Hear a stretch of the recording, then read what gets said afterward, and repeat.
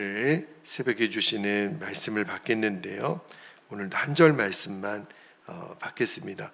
누가복음 23장 28절 말씀 우리가 같이 읽도록 하겠습니다. 시작. 예수께서 돌이켜 그들을 향하여 이르시되 예루살렘의 딸들아 나를 위하여 울지 말고 너희와 너희 자녀를 위하여 울라. 아멘. 하나님 말씀입니다. 오늘 예수님 하셨던 말씀 후반부에 나를 위하여 울지 말고 너희를 위하여 울라, 이렇게 설교 제목을 잡아봤고요. 오늘 이 눈물이 은혜가 되는 자리에 대한 말씀을 좀 나누겠는데, 오늘 사순절 5번째 날을 시작합니다. 오늘 본문에 보면 예수님이 이제 십자가를 지시고 이제 골고다 언덕으로 올라가시는 그 본문이에요. 예수님이 이미 많은 피를 흘리셨고요, 또 조롱당하시고 버림받으시고, 그리고 이제 골고다 언덕을 향해 십자가 지고 올라가시는 그 장면 속에 많은 여인들이 울면서 예수님을 따르죠. 근데 그 여인들이 막 우는 눈물의 의미는 뭐겠어요? 사랑하시는 예수님이 고난당하는 그 장면이 얼마나 마음이 아프겠어요. 슬픔의 눈물이죠. 그런데 오늘 말씀해 보니까 예수님이 돌이켜 아마 고개를 돌리셨던 것 같아요. 그러면서 예수님이 십자가를 지시니까 육신적으로는 막 숨이 차시고 또 얼마나 힘드시겠어요. 그런데 그 예수님을 위하여 우는 여인들을 향해서 예수님 뭐라고 말씀하셨냐면 나를 위하여 울지 말고 너희와 너희 자녀를 위하여 울라. 저도 처음에 이 말씀이 잘 이해가 안 됐어요. 아니, 고난당하시는 예수님을 위하여 우는 거는 당연한 것 아닌가? 그런 생각이 들었거든요. 그런데 왜 주님은 예수님을 위하여 울지 말고 너희와 너희 자녀를 위하여 울라고 하셨을까? 예수님은 단순히 그 여인들의 눈물을 거절하신 게 아니라 울되 제대로 울라는 거예요. 정확한 방향을 가지고 울라는 거예요. 그러니까 눈물의 방향을 바꾸신 거죠. 여러분, 여인들은 예수님의 고난을 향해서 울었지만 지금 예수님은 지금 여인들의 영적인 상태를 보시는 거죠. 왜, 뭘 보셨을까요? 왜 예수님이 십자가를 지셔야 됐나? 인간의 죄 때문이었어요. 하나님의 아들을 거절한 죄 때문에, 그로 인하여 이제 인간에게 닥쳐질 운명은 영원한 심판이거든요. 그러니까 그 현실 앞에서 정말 울어야 될 대상은 예수님이 아니라 너희들 자신이다, 그 말씀을 하는 거예요. 여러분, 우리도 이제 사순절의 클라이막스는 고난주간이 되겠죠. 그리고 특히 성금요일 날은 우리들 마음이 숙연해지고 우리도 예수님의 고난을 묵상하면 눈물을 흘리잖아요. 그런데 저는 이번 사순절 또 고난주간 성금요일에 우리가 흘리는 눈물이 그저 예수님의 고난만 묵상하다가 흘리는 감동의 눈물이 아니었으면 좋겠어요. 이제 우리가 정말 흘려야 될 눈물은 예수님이 오늘 우리에게 정말 도전해 주시는 눈물, 그죠? 그러니까 십자가 고난 때문에만 우는 게 아니라 내 죄 때문에 울 수 있는 이번 눈물이 됐으면 좋겠고, 우리가 세상의 타락을 보고 분노하지만 내 안의 교만과 내 안의 욕망 때문에 우리가 울어본 적이 없거든요. 그러니까 이번 사순절은 내 죄 때문에 또 내 안에 있는 이 교만과 욕망 때문에 우리가 통곡했으면 좋겠어요. 예수님 오늘 그거를 우리에게 요청하시는 거거든요. 나를 위하여 울지 말고 너희 자신을 위하여 울어. 이게 사순절의 핵심이에요. 우리가 사순절 동안 계속 예수님의 십자가를 바라보지만 그 안에서 우리가 내 자신을 직면할 수 있어야 되거든요.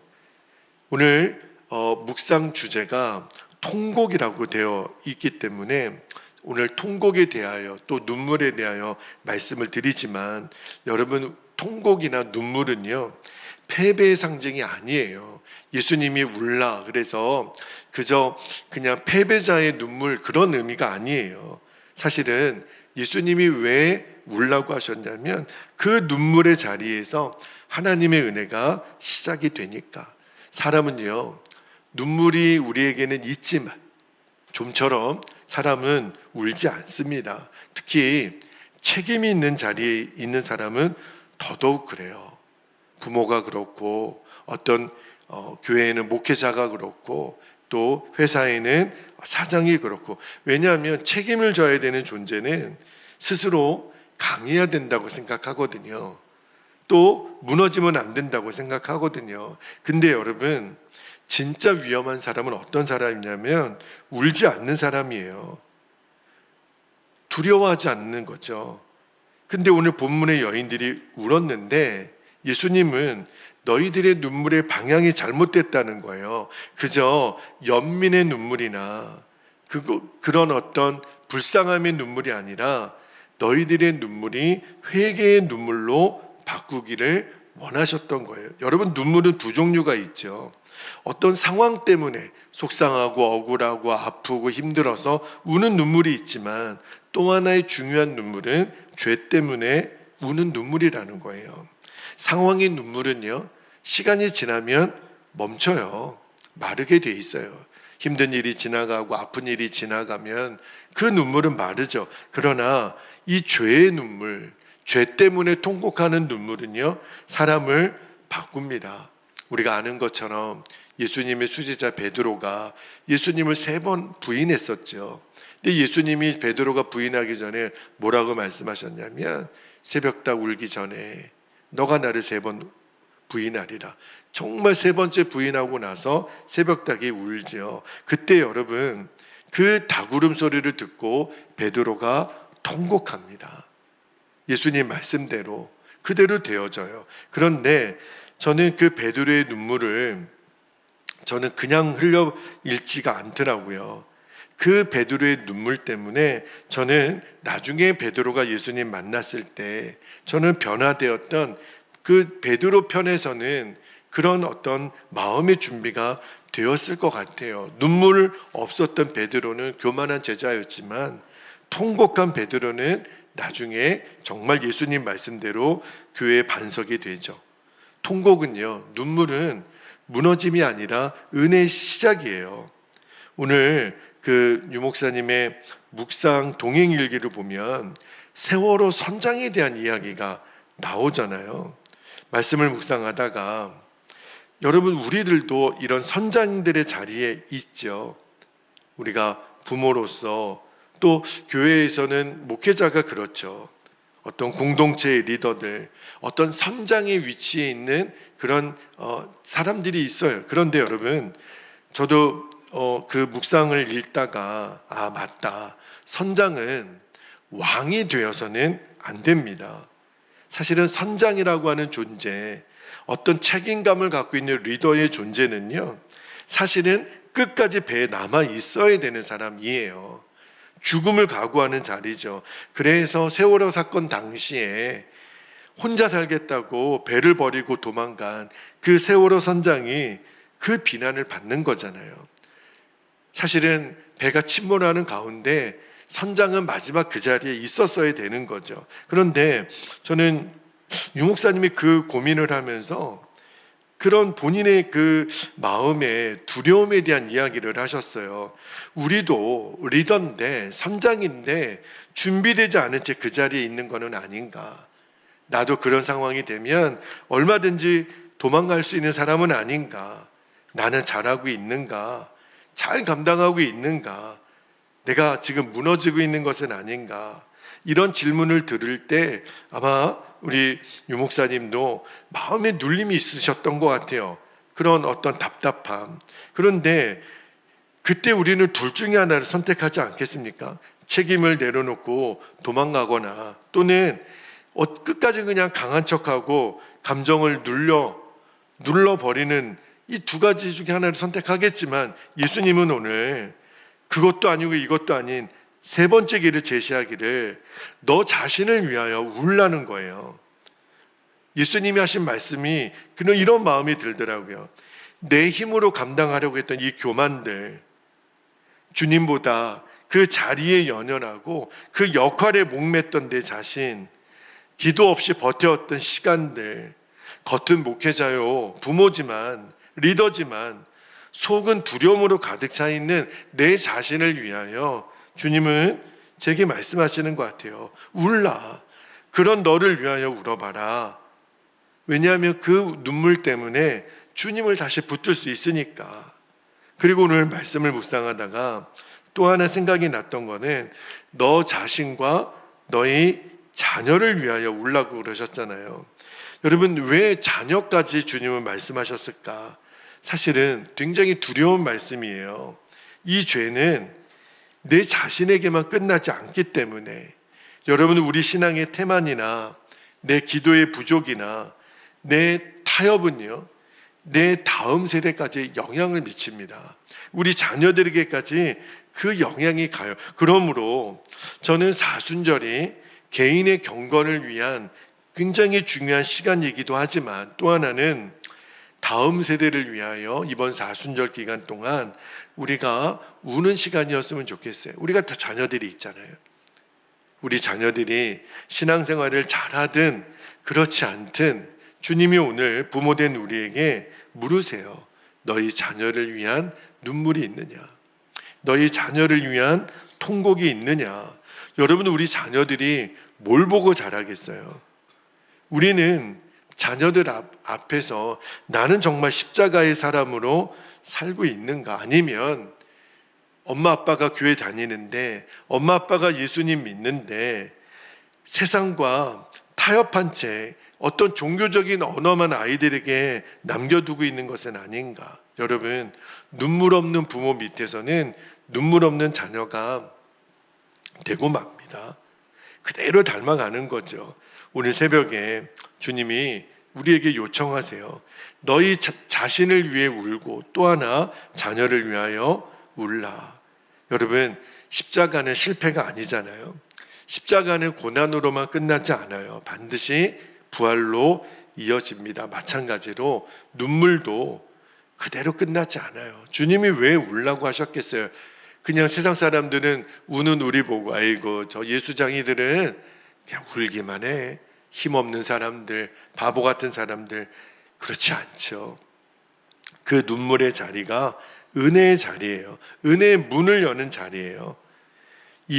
우리가 울 때 주님이 정말 원하시는 거는 우리의 교만을 무너뜨리는 거거든요. 눈물은 나를 약하게 만드는 거 아니에요. 실은 나의 약함을 인정하게 하는 거죠. 왜냐하면 그때 비로소 하나님의 능력이 시작이 되니까. 이 사실을 사도 바울이 깨닫고 고린도후서 12장 10절에 바울이 이렇게 고백하죠. 고린도후서 12장 10절에 그러므로 내가 그리스도를 위하여 약한 것들과 능욕과 궁핍과 핍박과 곤란을 기뻐하노니 보세요. 이는 내가 약할 그때에 곧 강함이니라. 눈물은 약한 게 아니에요. 실은 강한 거예요. 눈물은 패배가 아니라 믿음의 출발점이 됩니다. 말씀을 마무리할게요. 사순절 이제 5일째를 우리가 맞습니다. 우리가 해야 될 일이 있어요. 십자가만 바라보지 말고 십자가 앞에서 내 자신을 직면하는 겁니다. 우리는 그동안 은혜는 받았죠. 그러나 감동으로만 지나가지 말고 오늘은 내 죄를 발견할 수 있게 되기를 바랍니다. 책임의 자리에서 숨기고 있었던 내 두려움을 주님께 고백하는 거예요. 이제 더 이상 괜찮은 척하지 않기를, 그리고 우리 자신과 다음 세대를 위해서 울어볼 수 있기를, 형식적인 기도가 아니라 가슴으로 기도하는 시간이 되었으면 좋겠습니다. 십자가의 길을 걷는 예수님이 그 길에서 나를 위하여 울지 말고 너와 너희 자녀를 위하여 울라. 왜 그렇게 말씀하셨냐면, 여러분, 예수님의 고난은 구원을 위한 길이잖아요. 그러나 우리를 위해서는 우리는 정말 울어야 돼요. 통곡은 은혜예요. 다시 시작하게 하는 하나님의 선물입니다. 사순절 다섯째 날 오늘 새벽에 우리가 십자가 앞에서 내 자신과 우리 자녀를 위하여 울 때 정말 내 자신을 직면하고 회개할 것들은 회개하고 돌이켜야 될 것들은 돌이키고, 그리고 오늘 정말 그 눈물로 인한 은혜의 문이 더 활짝 열리는 은혜가 있기를 주님의 이름으로 축복합니다. 자, 우리 기도하겠습니다. 두 가지 기도 제목을 붙잡고 기도할게요. 첫 번째는 십자가 앞에서 이제 우리의 눈물의 의미가 감동만이 아니라 회개의 눈물이 되었으면 좋겠어요. 내 죄와 교만을 보게 해주시고 나 자신을 위하여 통곡하게 하옵소서. 두 번째는 책임의 자리에서 두려워하는 저를 붙들어 주옵소서. 이것은 제가 제 자신의 기도 제목으로 삼아봤어요. 우리는 다 책임감의 무게가 있지요. 그게 선장이라고 하는 이름이에요. 그러나 우리는 비겁하게 도망가는 자리가 아니라 정말 그 두려움 속에 떠는 내 자신을 하나님 앞에 붙들어 달라고, 그리고 우리 자녀와 다음 세대들을 위해서 우리가 기도했으면 좋겠어요. 세월호의 아픔이 나 살겠다고 그 어린 아이들이 바다에 수장되는 거를 나 몰라 뒤돌았던 거잖아요. 우리가 그럴 수는 없어요. 정말 우리 자녀들을 위하여 오늘 새벽에는 기도했으면 좋겠습니다. 우리가 정말 다음 세대들을 위하여 울며 기도하는 가정과 우리 교회가 되게 해달라고 이 시간 우리 주님의 이름을 간절히 부르시고 합심하여 통성으로 기도하겠습니다. 주여